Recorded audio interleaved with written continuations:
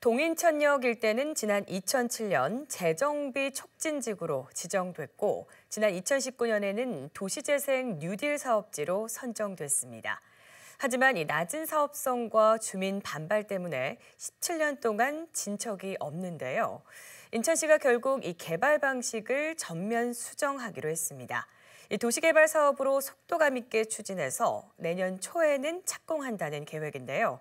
인천시 의회에서는 우려의 목소리가 나왔습니다. 이정은 기자의 보도입니다. 과거 인천의 중심지였던 동인천역 일대.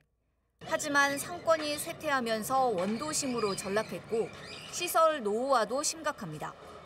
이 일대를 다시 활성화하기 위해 지난 2007년 재정비 촉진지구로 지정했고 지난 2019년에는 국토부 도시재생 뉴딜 사업에도 선정됐습니다. 하지만 사업성 부족과 주민 반발 등으로 사업이 제대로 추진되지 못하면서 17년간 표류하고 있는 상황. 결국 인천시는 개발 방식을 전면 수정하기로 했습니다. 도시 재생이 아닌 도시개발 사업으로 동인천역 주변 전면 개발을 추진하겠다는 겁니다. 이를 위해 도시재생 뉴딜 사업을 취소한 인천시. 이제 남은 절차는 재정비 촉진지구 지정 해제입니다. 기존의 도시 재생 활성화 구역하고 지금 오늘 해제하는 재정비 촉진지구 이 두 개의 구역이 지정돼 있다 보니까 저희가 어떤 도시개발법에 관한 도시개발 사업을 하는데 한계가 부딪혔습니다. 그래서 이 부분을 두 가지를 해제를 절차를 밟고 있는 거고요.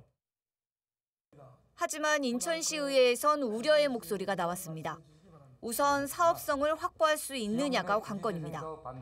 지금 인천 우리 관내에 여러 지역에서 도시개발 사업을 진행 중에 있지 않습니까? 검단 신도시도 있고 9월 이지구도 있고 더군다나 이제 우리 시장님이 전폭적으로 추진하고 계시는 제무포 르네상스 뉴 홍콩시티 사업들이 있는데 이제 포함해서 이 사업 쪽으로 같이 하시겠다는 건데 과연 수요를 받을 수 있을 건가요?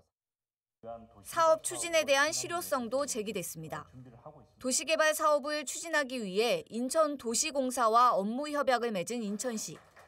재정비 촉진지구 지정이 해제되면 5월이나 6월 중에 관련 기관 협의, 8월 중에 지구 지정을 한 뒤 올 연말이나 내년 초에 첫 삽을 뜰 예정이라고 밝혔습니다. 2년 동안 IH랑 체결한 게 업무가 다이고 이제 와서 해제가 되고 그러면서 다시 해보겠습니다라고 했는데 다시 해보겠습니다라고 해서 이것저것 요목조목 따져 여쭤보니까 불과 6개월 만에 이게 첫 삽 뜨는 게 다 이루어진다고 하면 이게 신뢰가 갈까요? 이에 대해 인천시는 현재 사업 타당성 용역을 진행 중이고 보상비도 마련해 놓은 상태라고 설명했습니다. 인천시의회 건설교통위원회는 면밀한 사업계획 수립 등 부대 의견을 제시하며 재정비 촉진지구 지정 해제안 의견 청취안을 원안 가결했습니다. BTV 뉴스 이정유입니다.